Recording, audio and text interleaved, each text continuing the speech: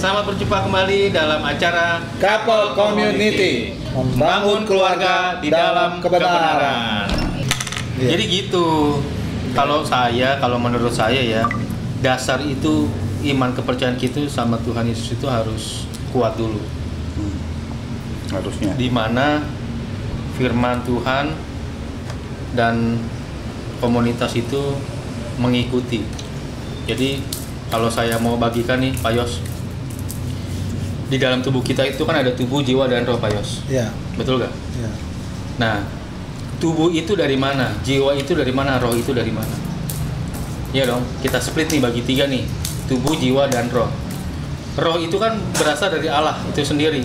Dimana waktu Allah menciptakan manusia, dia menghembuskan nafasnya. Iya kan? Nah, tubuh itu dari mana? Dari debu dan tanah dibuat oleh Allah. Jiwa itu dari mana? Sewaktu kita lahir, itulah memori-memori yang kita dapat di dalam kehidupan kita. Ya. Jadi terbentuklah jiwa kita nih sampai saat ini. Gitu loh. Makanya kita selalu bilang ada tubuh, jiwa, dan roh. Nah, sama seperti tiga pilar tadi, Koyos. Di mana keselamatan iman kita itulah roh Allah itu sendiri. Di mana roh Allah itu menghembuskan nafasnya pada saat penciptaan manusia yang terbuat dari debu dan tanah. Ya kan, itulah tubuh kita. Nah, tubuh itulah firman Tuhan tuh yang harus kita makan untuk menghidupi roh yang ada di dalam tubuh kita itu. Ngerti nggak maksudnya? Terus? Ya kan? Jiwa itu, ya kan? Itu kan akal budi kita yang akhirnya terbentuk di dalam kehidupan kita. Kepintaran kita, pengetahuan kita, pengalaman kita, semua memori-memori kita yang dari kita lahir sampai saat ini yang kita dapat. Ya kan? Makanya terkadang ada akhirnya orang jatuh. Ngerti firman dengan luar biasa, dengan ngelotok, katam, ya kan? Tetapi dalam perilaku Atau dalam kesehariannya apakah sudah? Kalau saya sih analogi itu kurang tepat menurut saya ya. Tapi saya juga nggak bisa menjelaskan. Terus yang berikutnya, kalau misalnya orang memiliki pemahaman firmannya itu benar, ya. Kalau menurut saya ya, firman itu apa sih? Ya kan? Apa firman itu? Firman itu adalah Allah sendiri. Betul. Ya kan? Betul. Pada mulanya ada firman bersama dengan Allah, firman itu adalah Allah.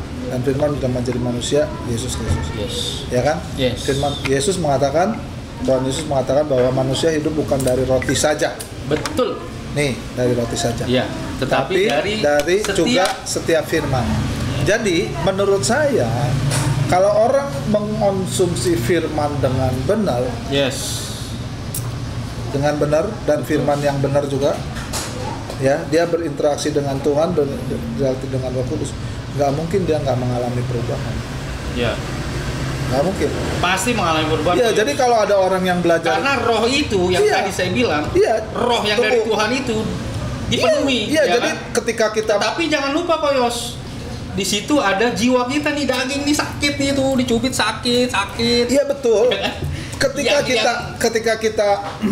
Ketika kita mengkonsumsi firman, ya, roh itu, oke? Ya, maka ketika dia sungguh-sungguh benar-benar intinya ya berinteraksi dengan Tuhan, itu nggak tahu bagaimana caranya itu ya, dia itu kayak mempunyai satu pengendalian diri. Dia tahu sakit, ya mungkin di satu saat dia bisa berontak, tapi di saat yang lain dia berusaha untuk taat kepada Tuhan. Jadi intinya begini, kalau ada orang belajar firman tapi hidupnya nggak berubah, ya menurut saya tanda tanya dia. Betul. Karena Yesus waktu dia kecil, ya waktu dia remaja, Firman Tuhan berkata begini, Yesus itu makin bertambah besar, makin bertambah hikmatnya, bukan hanya fisiknya, Betul. tapi hikmatnya. Dan yang lebih seru lagi dikatakan Tuhan Yesus itu makin dikasih Allah dan makin dikasih manusia. Gitu. Jadi dengan kata lain, ketika dia mengalami pertumbuhan di dalam rohnya, di dalam imannya, dia mengkonsumsi firman dengan Tuhan, Pasti berubah. firman Tuhan pasti berubah. Betul itu Koyos. Nah, kalau ada orang yang belum berubah, Nah, ini tanda tanya. Yang belum berubah itu apa? bukan pada orang, kurang tepat Koyos kalau menurut saya juga. Bukan orang belum berubah. Iya. Di mana orang yang sudah mengkonsumsi firman Tuhan dengan benar, otomatis dia akan berubah. Iya. Iya kan? Otomatis pada saat itu. Tetapi kan kita berjalannya waktu kan kita terus berjalan Koyos. Ya, itu yang disebut dengan mengerjakan keselamatan. Itulah pembaharuan hidup, ya, penyerahan hidup, perubahan kodrat kita. Itu dari waktu ke waktu itu akan kelihatan grafiknya.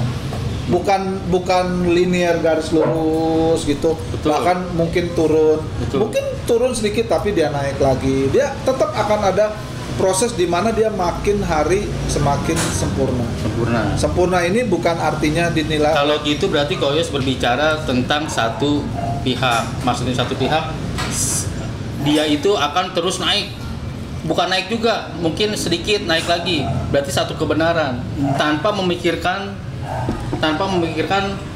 tentang kehidupan sehari-hari, yang cobaan sehari-hari yang dia akan alami. Oh iya, itu Karena iblis terus terang saling berkaitan itu. Iblis itu tidak segan-segan untuk terus mencobai kita. Oh iya, itu Iya kan? itu saling Dalam hal apapun. satu paket. Satu paket. Jadi maksudnya saya ketika dia mengalami pertumbuhan itu satu paket, bukan berarti dia nggak mengalami pencobaan. Justru lewat pencobaan itu dia makin bertumbuh. Kalau bertumbuh. Tapi ada kasus juga yang bukan tumbuh. Bukan kalau bertumbuh, Ya. maksudnya begini, kalau dia mengonsumsi dengan benar, ya, saya ulangi, dengan benar. Saat itu. Ini nggak bicara saat itu atau saat kapan.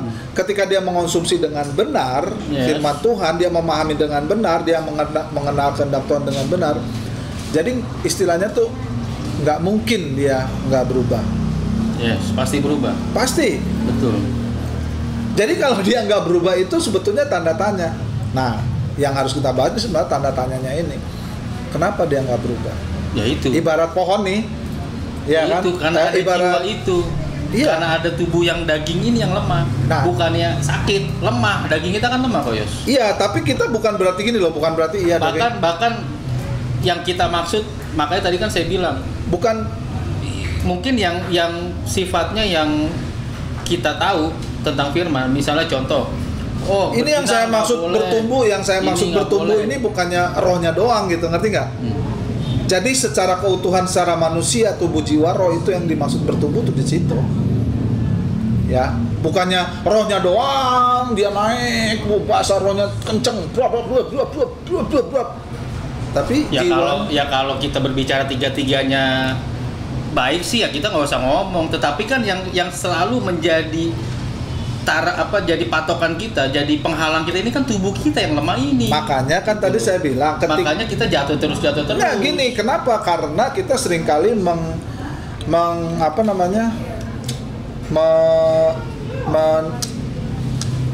menerima ya emang tubuh kita lemah, emang tubuh kita kurang gitu. Sebetulnya ketika kita tunduk kepada kehendak Allah, ya, bukan juga maksudnya kita tubuh kita lemah jadi kita memang jatuh, bukan begitu juga. Ngerti, tapi maksud saya gini loh, terkadang yang apa yang kita alami secara tidak sadar itu kita membawa, dalam kata lain, karena kita tahu kebenaran sekarang, dalam kata lain, ternyata tubuh gua lemah ya. Makanya kan ada namanya penyesalan itu belakangan. Ya dong, nggak mungkin penyesalan duluan. Kalau penyesalan duluan semua orang benar. Ya itulah makanya yang saya maksud dengan mengerjakan keselamatan itu di situ. Karena jadi gini, secara roh kita sudah diperbarui, oke? Ya. Tapi roh itu pun setelah diperbarui pun tidak bisa cuma segitu doang. Dia harus mengalami pertumbuhan. Betul. Nah, bersamaan dengan itu satu paket, jiwa kita pun akan mengalami perubahan, perkembangan, pertumbuhan. Harusnya. Nah itu yang memangnya begitu firman Tuhan yang. Sekarang gini Jadi deh, kalau gini kalau deh, gini ada deh. ketidak. Masalahnya sebenarnya kalau menurut aku sih nggak bisa. Oh kalau dia udah benar pasti benar terus, nggak juga. Iya, nggak bisa. Nggak bisa Koyos ngomong begitu karena ada contoh kurang apa sih tuh orang nyungsep juga. Ini Koyos ini tuh maksudnya.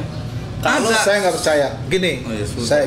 saya jelasin. Saya mau ngomong dulu dong. Nanti kalau satu-satu dimatiin dong. ininya baru tak sebutin namanya. Udah gitu aja. Satu-satu dong. Enggak, menurut saya orang itu pasti tidak benar-benar ya. Ya udah, nanti tak sebutin namanya ya, tapi matiin dulu. Iya, saya udah pasti bisa. Maksud saya begini loh, gini yang sekarang saya pahamin ya. Ketika dia dalam perjalanan ini, dia mungkin bisa jatuh bangun nih. Tapi dalam satu titik ketika dia benar-benar mengalami kelahiran baru secara benar, ini kelahiran baru pun masih banyak yang salah memahaminya. Masih banyak yang salah. Jadi kalau saya ngomong kelahiran baru dengan cara yang seperti ini, mungkin orang juga nggak bisa terima. Nah, kalau dia sudah melewati titik ini, itu titik no return. Gitu. Susah dia untuk jatuh. No turning back ya. Sebelum dia jatuh, dia kan tergoda, digoda. No turning back ya. Waktu digoda aja dia tuh rohnya sudah bisa apa namanya mendetek gitu loh. Nah, ketika dia Tadi mendetek. dulu Koyos, pada kesempatan sore ini kita kedatangan dengan pastor kita. Oh iya, pastor kita. Halo P. Shalom Pi. Ayo kita lanjut Pi. Lanjut P. Nggak apa-apa, kita lanjut Pi. Tangannya kotor. Kita lagi ngobrol-ngobrol biasa aja Pi. Nah, agak majuan dikit Pi.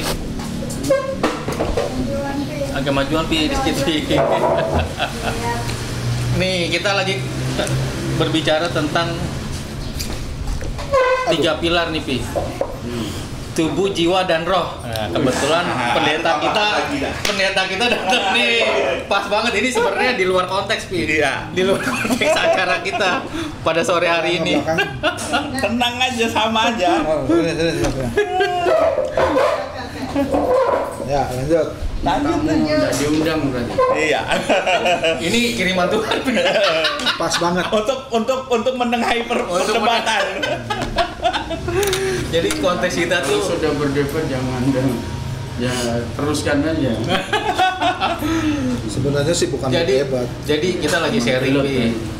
Jadi ini kan kita kan terpatok kepada 3 pilar tubuh, jiwa, dan roh Pi. Nah, di mana tadi kalau saya mungkin pendapat saya juga salah, tapi menurut saya makanya roh itu kan berasal dari Allah itu sendiri. Tubuh itu dari debu dan tanah yang dibuat oleh Allah, dan jiwa itu kan dari memori waktu kita lahir, pengalaman kita, pengetahuan kita yang kita dapat sampai saat ini.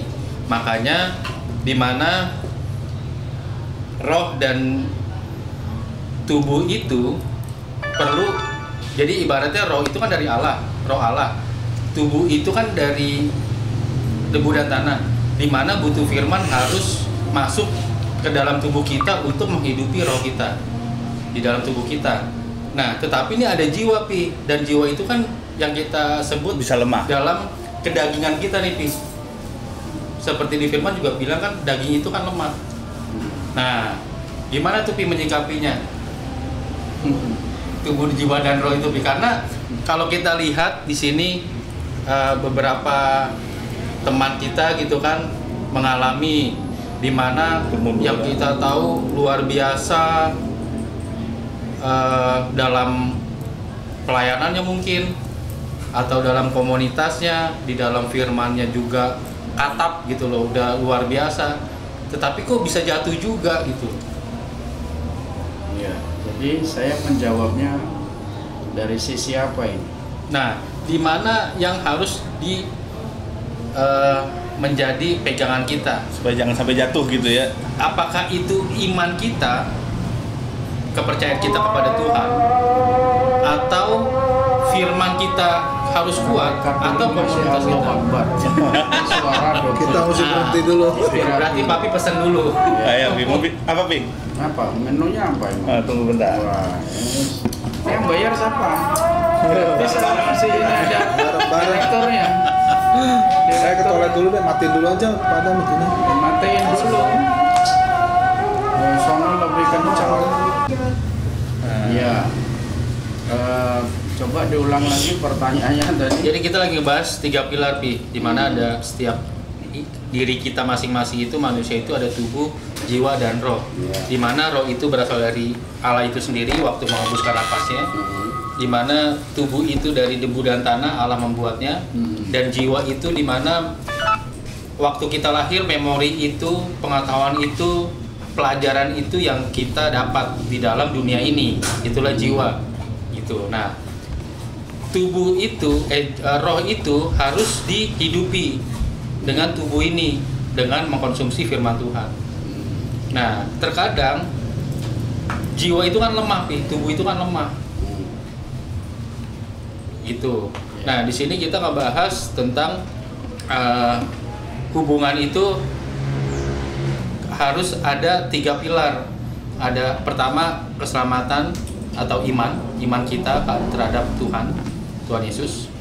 Kedua, firman kita, yaitu tubuh kita, firman. Ketiga itu komunitas yang Papi bilang, kenali Allah dulu, kenali pemimpinmu, kenali komunitasmu. Gitu.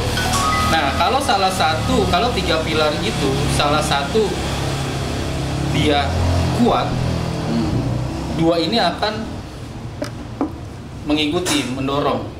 Kata siapa? Maksudnya untuk tidak berpaling kepercayaannya kepada ilah lain. Ilah lain. Kayak zaman Ibrani gue. Jadi untuk membahas tubuh, jiwa, dan roh ini, ya kembali lagi tubuh itu yaitu anggota tubuh kita, ya terdiri dari daging, ya kan, tulang yang dibungkus daging itu tubuh, ya kan. Jiwa itu terbagi dari pikiran, perasaan, ya kan, itu emosi, kehendak, itu adalah jiwa. Ya kan. Nah, roh itu ya terdiri iman, manusia roh, ya kan. Nah, jadi kalau mau melihat sosok, mau menyempurnakan tubuh, jiwa, roh, patokannya Yesus saja. Nah, itu berarti iman dulu. Kepercayaan dulu kepada Tuhan. Bukan bicara iman dulu, harus tiga-tiganya. Nggak boleh lebih ini, harus seimbang semua. Iman dulu, terus ini enggak, terus jiwa dulu, enggak, harus memang semuanya. Karena itu di dalam firman Tuhan sudah mengajarkan, hendaklah kamu dipimpin oleh roh. Ya kan, bukan dipimpin oleh daging. Jadi artinya tetap kita ini kalau mau melihat secara keseluruhan tubuh, jiwa, roh, itu harus melihat pribadinya Yesus. Karena Yesus itu sebagai manusia Allah, sebagai manusia real, manusia yang sama seperti kita. Nah, Yesus sebagai manusia biasa menyelesaikan tugasnya secara sempurna, bisa, ya kan? Nah, dan tubuh, jiwa, roh ini berkaitan, bersinambungan, tidak bisa pisah-pisah gitu. Bersinergi jadi. Nah, makanya seringkali manusia ini hanya mementingkan kebutuhan tubuh sama jiwa saja. Manusia rohnya itu jarang diisi. Seharusnya kalau kembali mengarah ke ayat tadi bahwa hendaklah kita hendaklah kamu dipimpin oleh roh, ya kan? Nah, makanya kembali lagi kita ini harus menghidupkan roh kita ini lebih dulu supaya roh dengan roh ini terkonek gitu. Nah, jadi bagaimana kalau supaya kita bisa kuat menghadapi persoalan, tidak tergoda? Ya prinsip saya, kita harus benar-benar belajar mematikan manusia daging. Ya, saya pernah khotbahkan itu bagaimana mematikan manusia daging yang belum mati dan membangkitkan manusia roh yang sudah mati. Ya. Manusia roh yang sudah mati kapan? Ya sejak manusia jatuh dalam dosa, ya kan? Sehingga manusia udah kehilangan visi, kehilangan arah, kehilangan pewahyuan. Nah itu, sehingga manusia menjadi liar. Nah, jadi Artinya kalau untuk mengantisipasi, Tuhan sendiri sudah berkata kepada kita, Tuhan itu tahu bahwa kita itu manusia yang penuh kelemahan sejak dosa berkuasa. Jadi manusia itu lebih cenderung hidup di dalam daging daripada hidup dalam roh, ya kan? Nah, karena kadang-kala kehidupan daging sama kehidupan roh ini berlawanan. Makanya supaya kehidupan daging, jiwa, tubuh jiwa ini harus tunduk di dalam roh, gitu. Jadi karena rohnya tidak dihidupi, jadi akhirnya yang menonjol itu adalah manusia daging. Nah, jadi intinya dalam tiga hal ini harus tiga-tiganya bersinergi. Makanya kembali harus benar-benar ya, dipimpin hidup dalam roh. Nah, kalau Anda hidup dalam roh, makanya di situ kita bisa mengalahkan manusia daging kita. Kita bisa mengalahkan pikiran kita. Pikiran tentunya yang negatif itu kan bukan berasal dari roh kebenaran. Betul, nah, dari Tuhan. Ya, karena Tuhan itu seperti itu. Ya. Nah, makanya kembali lagi kita harus hidup dipimpin oleh roh, gitu. Nah, karena memang kenyataannya di sekitar kita seringkali jatuh bangun, ya. Makanya kalaupun kita jatuh, tidak sampai, Tuhan sendiri bilang tidak dibiarkan sampai tergeletak. Nah, kembali lagi kita mau mengikuti manusia daging atau melawan manusia daging itu. Jadi kita harus melawannya. Ya, seperti itu. Kalau saya secara pribadi memahami, ya saya bisa seperti ini, saya mengubah konsep itu, pola saya. Ya, kalau Anda tadi mengalarkan pilar tadi kan. Nah, pilar dulu saya sebelum mengenal Tuhan gitu, roh saya nggak berfungsi maksimal. Saya hidup di dalam dua area ini, dua pilar ini, hidup di dalam jiwa, ya, jiwa, pikiran, ya kan. Kalau pikiran saya mood, ya artinya enak semuanya gitu. Tubuh ya oke, gitu kan. Ya, karena tubuh ini menjadi wadah untuk bertindak, untuk bergerak. Yang menggerakkan itu jiwa, ya kan. Tubuh tinggal mengikuti pikirannya ke mana, ya tubuhnya ke sana, gitu. Tubuh itu tempatnya. Nah, kalau kita hidup hanya dalam dua pilar ini, dalam pimpin jiwa ini ya bahaya, gitu. Makanya yang benar ya hidup dalam roh, karena di dalam tubuh kita itu terdiri dari tiga pilar ini. Tubuh Di sini ya, Sampai di sini dulu, perbincangan kita dalam kita. Couple Community. Ya. Semoga bisa jadi berkat. bisa jadi pengalaman yang Tetap semangat. Oke, di dalam Tuhan. Tuhan Yesus Memberkati. memberkati.